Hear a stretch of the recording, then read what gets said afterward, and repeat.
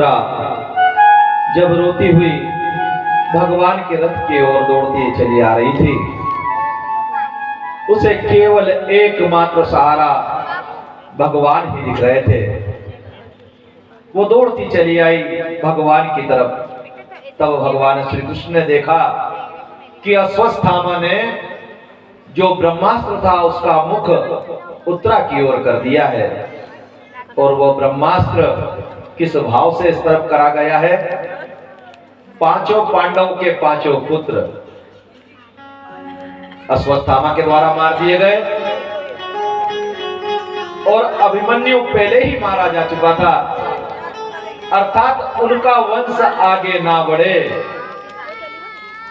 तो उत्तरा के गर्भ में अभिमन्यु का जो बालक था, उस बालक को गर्भ में ही मार दिया जाए। इस भाव के साथ अश्वत्थामा ने अति नीच कर्म की विचार करते हुए उत्तरा के गर्भ की तरफ अपने बाण का मुख कर दिया।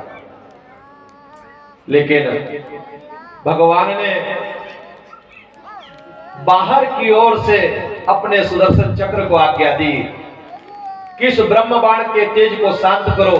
यद्यपि ब्रह्म बाण शांत नहीं किया जा सकता, लेकिन परब्रह्म परमात्मा अगर चाहे, किसी की रक्षा करना चाहे, तो सब कुछ कर लेता है।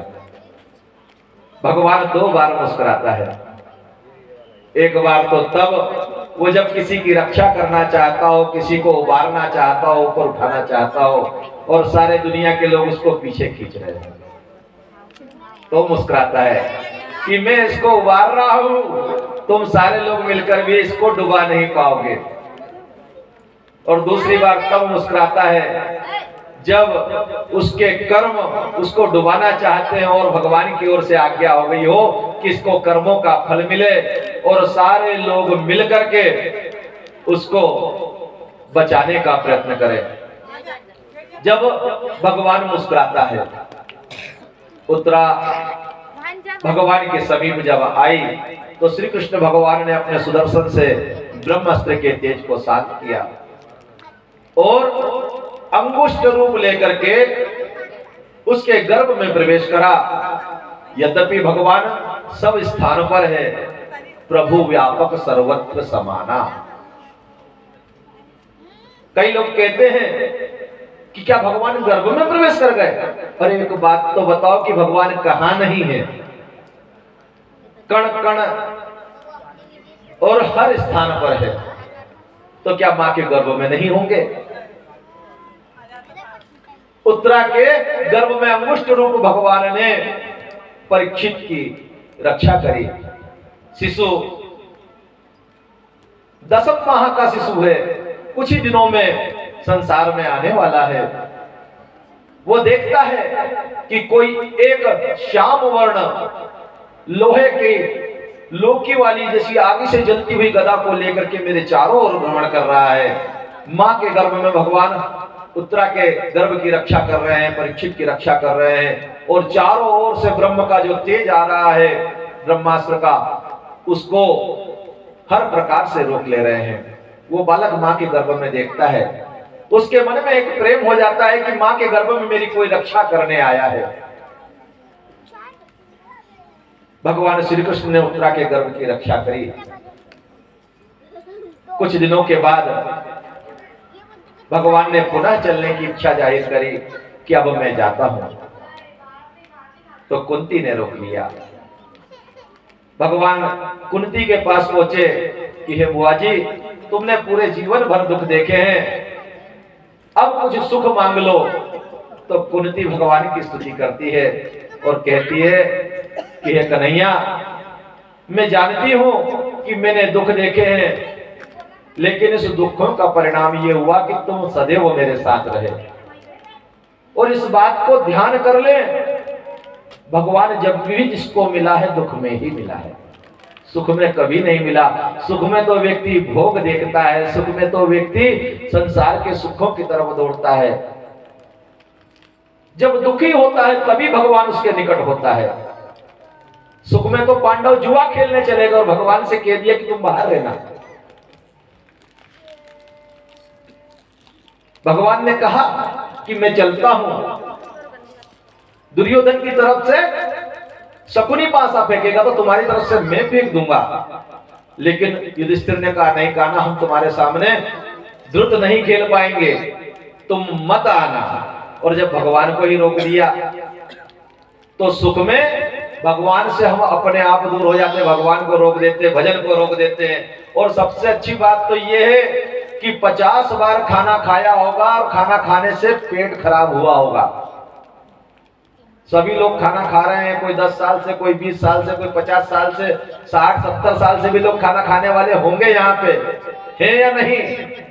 60 70 साल से खाना खा रहे होंगे। और ये भी मान के चले कि इतने साल से खाना खाते खाते पेट कभी ना कभी खराब हुआ होगा। लेकिन क्या खाना खाना छोड़ दिया? लेकिन अगर कभी जरा सा कुछ हो जाए तो भजन करना सबसे पहले छोड़ते हैं। सबसे कम मैं तो हम भगवान को देते हैं, क्योंकि हमारी बुद्धि कैसी है? बावली है, संसार के मोह में रची पची है। बावली बुद्धि सबसे पहले उसी को तोड़ती है जो सबसे ज्यादा चाहने वाला होता है, सबसे ज्यादा कृपा करने वाला होता है। कुंती कहती है कि भगवान आपने हर पल मेरी रक्षा करी है, लाक्षागृह में मेरे पुत्रों की रक्षा करी, मेरे पुत्रों की वन में रक्षा करी, दुर्वासा ऋषि के क्रोध से मेरे पुत्रों की रक्षा करी। हे प्रभु, मैं कहां तक आपके गुणों का गान करूं? जब जब मैं दुखी हुई तब तब तुम मेरे निकट हुए। हे कृष्ण, इस संसार में जिसने जो मांगा उसे वो देना, लेकिन मैं तो तुमसे यही मांगती हूं कि तुम मेरे निकट रहो, इसलिए मुझे संसार में हमेशा दुखी ही रखना। कुंती ने ये मांग लिया, दुख मांगा, कारण कि भगवान पास रहे।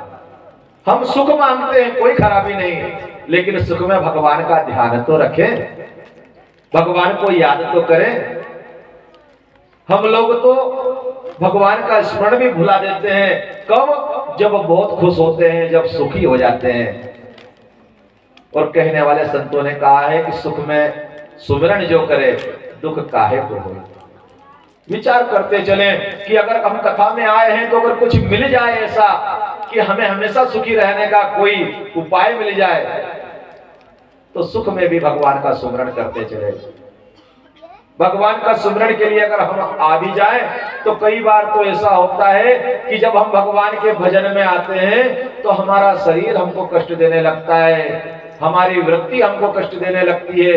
पूर्व जन्म कृतम पापम व्याधि रूपेण व्यापते, पूर्व जन्मों के जो पाप होते हैं वो रोग के रूप में आते हैं। इस जन्म के पाप भगवान के भजन में नहीं आने देते। इस जन्म का जो पाप रहता है ना, वो भगवान के भजन में नहीं आने देता। अहंकार भगवान की कथा में बैठने नहीं देता। और अगर भगवान की कथा में आ जाए तो ज्यादा किया हुआ भोजन भगवान की कथा में बैठने के बाद भी निंद्रा लगाता है, बारंबार निंद्रा आती है। एक सेठ जी थे, उनकी पत्नी बड़ी धर्मात्मा, बहुत धार्मिक प्रवृत्ति की थी। और यदि पत्नी धार्मिक प्रवृत्ति की है तो उसको ऐसा लगता है कि इसको तो सुधार के रहूंगी। पति को तो सुधारने के लिए बिल्कुल गुरु के जैसी चढ़ी रहती है, जैसे गुरुजी कैसे होते हैं। और मैं बारंबार कथा में निवेदन करता हूं कि आपको एक जन को सुधारने का अवसर मिला है, एक जन को आप सुधार सकते हैं। अब आप ये मत सोचना कि पति को सुधार सकते हैं, एक जन में वो आप खुद है, अपने आप को सुधार सकते हैं। अपना सुधार संसार की सबसे बड़ी सेवा है। लेकिन माताएं क्या करती है? पति को सुधारती, पूरी जिंदगी भर सुधारती है। वो सेठानी का भी यही हाल था। वो हमेशा कहा करती थी कि कभी भजन में चले जाया करो, कभी कथा में चले जाया करो, कुछ पूजन पाठ कर लिया करो। ऐसा ही करते करते क्या हुआ कि एक रोज सेठ जी परेशान हो गए। उन्होंने कहा आज तो जाऊंगा मैं भजन में। अब सेठानी के मन में बड़ी खुशी हुई कि आज सेठ जी भजन के लिए जा रहे हैं, बड़ी अच्छी बात है। और सेठानी बड़ी प्रसन्न हो गई, सेठ जी को पैसा दिया कि आप जाकर के आरती में डालना। माताएं स्पेशल घर से सिक्का लेकर आती हैं। लेकिन एक बात बताओ, आप जो दोगे उसका 10 गुना होगा। एक का सिक्का तो 10 का सिक्का मिलेगा, 10 का सिक्का तो 10 सिक्के दूसरे मिल जाएंगे। अगर नोट चाहिए तो नोट डालना चाहिए। जो बोओगे सो पाओगे। बोया और काटे का सिद्धांत हमेशा चलता है। अगर आपने बबूल का पेड़ बोया है तो आम नहीं आएगा। आपने सिक्के डाले हैं तो हो सकता है कि एक सिक्का तो यहाँ से भगवान की कृपा से मिल जाए और 10 सिक्के सुनने को मिले, क्योंकि वो भी सिक्के कहलाते हैं। तो वो सेठानी ने पैसे दिए कि आप जाओ लेकर के। अब सेठ जी पहुंचे, कोई आयोजक मंडल के लोग थे, कथा में पहुंचे तो बड़ा हाथ जोड़ा, अरे सेठ जी आए हैं, आइए आइए आइए। फिर दूसरे आगे बढ़े तो एक ने स्थान दिया बैठने के लिए, बोले बैठिए बैठिए। अब सेठ जी आए और बैठे, और बैठने के बाद में थोड़ी देर तक के कथा में कीर्तन चल रहा था और थोड़ी देर बाद नींद, क्योंकि कुंभकर्ण की पत्नी ने कहा था कि जहां भी भगवान की कथा होगी मैं वहां जरूर आऊंगी। कुंभकर्ण की पत्नी निंद्रा देवी, और मैं उसके सिर पे बैठ जाऊंगी जो थोड़ा भी भगवान के भजन में मन कम लगाएगा। तो फिर निंद्रा देवी उसके सिर पर बैठ जाती और वो बैठे बैठे। भगवान बुद्ध की कथा में भी ऐसा ही हुआ कि एक व्यक्ति बैठे बैठे घूम रहा था। भगवान बुद्ध ने कहा भाई सो रहे हो? बोले नहीं। फिर थोड़ी देर बाद उठने लगा, फिर पूछा सो रहे हो? बोले नहीं। तीसरी बार भगवान बुद्ध ने प्रश्न बदल दिया, बोले जाग रहे हो? बोले नहीं। सही बात है, सो रहे थे तो जागेंगे कैसे? सेठ जी भी निंद्रा में अधीन हो गए, और निंद्रा में अधीन होने के बाद में जब कथा पूरी हो गई, आरती हो गई, तब आयोजक मंडल के किसी व्यक्ति ने देखा कि दरी उठाना है, कुर्सी उठाना है, तो उसने धीरे से सेठ जी को जगाया। बोले सेठ जी जाइए। अब जैसे ही पहुंचे सेठ जी, घरवाली को बोलते हैं पत्नी को, मैं गया तो था, एक ने बोला आइए, दूसरे ने कहा बैठिए, और तीसरे ने कहा जाइए। पत्नी समझ गई कि सेठ जी सो गए थे। उन्होंने कहा ठीक है, बहुत अच्छा है, तुम तो इसको मंत्र मान लो। बोले इसको मंत्र मान लो, और इसको मंत्र मानोगे तो तुम्हारा सारा काम हो जाएगा। अब सेठ जी दिन में कथा सुनने गए थे और खूब सो करके आए थे, तो रात में लेटे हुए थे अपने पलंग के ऊपर, और उन्होंने कहा चलो मंत्र जाप कर लेता हूँ। और मंत्र जाप करने के लिए सेठ जी लगे, आइए बैठिए जाइए, आइए बैठिए जाइए। एक चोर सेठ जी की हवेली में घुसा, और जैसे ही खिड़की में से घुसा तो सेठ जी बोल रहे थे आइए। अब चोर घबरा गया, जैसे ही घबराया तो छुपने लगा, तो बोले बैठिए। और बोले लगता सेठ जी ने देख लिया, तो वो धीरे से वापस खिड़की में जाने लगा, तो बोले जाइए। तब मन में विचार आया कि अब तो सेठ जी ने पक्का पहचान लिया है मुझे, और कल राजा के पास मेरा नाम बता देंगे, आइए बैठिए और जाइए। चोर तुरंत आया सेठ जी के पास, और दूसरी जगह से जो चोरी करके लाया था वो भी सेठ जी के चरणों में रख दिया। बोले मेरे को बताना मत किसी को महाराज जी, अब बताना मत। अब सेठ जी तो बड़े प्रसन्न हो गए, पत्नी को बुलाया जल्दी से। चोर तो चला गया, लेकिन पत्नी को बुलाया। अरे बोले देख सुनती है, भगवान तो बड़े दयालु है, मैं तो इतने रोज से यूं ही परेशान हो रहा था। भगवान इतने दयालु है कि एक रोज कथा में गया और कथा से मंत्र सीख कर आया, आइए बैठिए और जाइए, और मंत्र मेरा सिद्ध हो गया। भगवान आए थे चोर का रूप लेकर, और इतना सारा धन लेकर के गए हैं। तो अगर कथा से कोई निंद्रा भी लेकर के जाए तो कुछ ना कुछ उसे प्राप्त हो ही जाता है। कुंती देवी ने भगवान से अपने जीवन के लिए भगवान की निकटता मांगी, और निकटता मांगने के बाद भगवान कुछ दिन और रुके। एक दिन देखते हैं कि युधिष्ठिर बहुत ज्यादा विचलित हैं। उनके मन में बारंबार विचार आता है कि मैंने अपने भाइयों को मरवा दिया, मेरे ही कारण इतने लोग संसार में मारे गए, मेरे ही कारण इतनी अक्षुणी सेना मारी गई, मेरे मन में राज्य का लोभ था। युधिष्ठिर बार बार अपने आप को व्यथित करते हैं। मन में लगता है भगवान श्री कृष्ण उनको गीता जी का ज्ञान देते हैं, उन्हें सुनाते हैं, लेकिन युधिष्ठिर के मन में कोई असर नहीं पड़ता। अर्जुन ने सुना, जब अर्जुन ने गीता का ज्ञान सुना तो उसको ज्ञान प्राप्त हो गया था, लेकिन युधिष्ठिर ने सुना तो उनको कोई ज्ञान प्राप्त नहीं हुआ। क्यों? ऐसा क्या कारण है?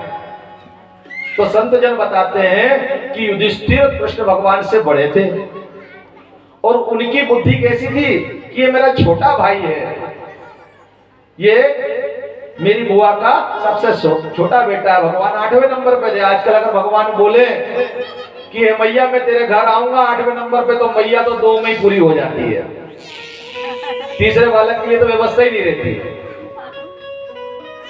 अगर भगवान कहे कि 8वां लाल बनूंगा किसी मैया का, तो हर मैया मना करते, बोले भगवान हमको नहीं चाहिए। आज विडंबना हो गई है।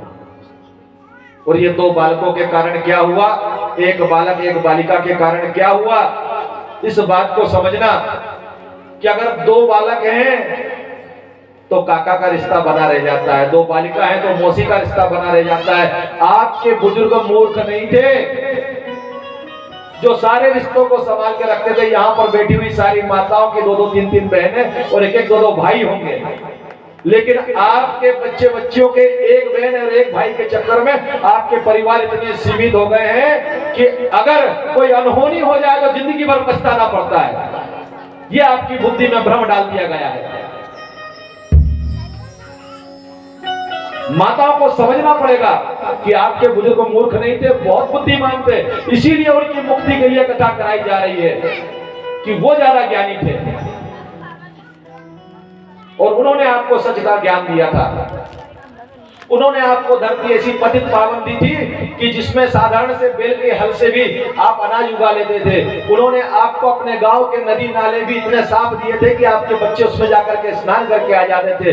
उन्होंने आपके चारों तरफ घोड़े भी दिए थे, तो उसमें से आपके लिए बरसात के समय में सब्जी और भाजी उग जाती थी। उन्होंने आपको इतने रिश्ते दिए थे कि आज भी आप सारे रिश्तों के बारे में जानते हैं। काका काकी चाचा ताऊ काका और बड़े पिताजी क्या होते हैं सब आपके बच्चों को मालूम है। लेकिन आने वाले समय में ये सारे रिश्ते समाप्त हो जाने वाले हैं। सनातन धर्म की ये मर्यादा समाप्त हो जाने वाली है। क्यों? क्योंकि हमने बिना जाने उस बात को मान लिया जो हमारे बुजुर्ग कहते थे और उनको हमने मूर्ख जान लिया। हमारे बुजुर्ग कहते थे कि परिवार में जितने हाथ होंगे उतने काम होंगे, जितने लोग रहेंगे उतना तुम्हारा परिवार सशक्त होगा। लेकिन हमने तो क्या करा, मूर्खों ने हमको ज्ञान दिया हम दो, और ये ज्ञान के कारण आज हमारे परिवार इतने सीमित हो गए, हम इतने कम हो गए। सत्य बोलने में कोई असुविधा नहीं है। आप देखिए, आपके ग्रंथ बताते हैं कि कौरव भी 100 थे, पांडव भी 5 थे। ग्रंथ बताते हैं भगवान श्री कृष्ण 8वें नंबर पे पैदा हुए थे। इन बातों को समझने का प्रयास करिए, केवल इस बात से नहीं कि कथा सुन ली और हो गया। कथा बहुत कुछ कहती है, आपको समझना पड़ेगा, इन कथाओं को जानना पड़ेगा कि भगवान के लिए 8वां ही नंबर दिया। युधिष्ठिर के मन में बहुत पीड़ा है। भगवान उनको ज्ञान दे रहे हैं, लेकिन ज्ञान में बुद्धि नहीं है। जब तक हमारी किसी की वाणी में महत्व बुद्धि नहीं रहेगी तो भले ही वो व्यासपीठ पे क्यों ना बैठा हो, हमें उसकी बात समझ नहीं आएगी। क्यों? क्योंकि अहंकार हमारा होता है, तो हमारा अहंकार हमें ज्ञान सहन नहीं करने देता, ज्ञान लेने नहीं देता। जैसे अगस्त ऋषि के पास में भगवान शिव और माता सती प्रभु श्री राम की कथा सुनने के लिए गए थे। एक बार तेता युग माही, एक बार त्रेता युग माही, शंभु गए कुंभज सिपाही, शंभु गए कुंभज सिपाही।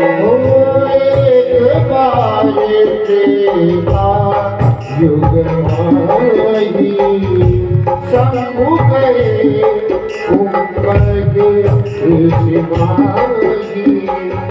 एक बार युग माही, एक शंभु गए कुंभज सिपाही, शंभु गए कुंभज सिपाही। भगवान शिव और माता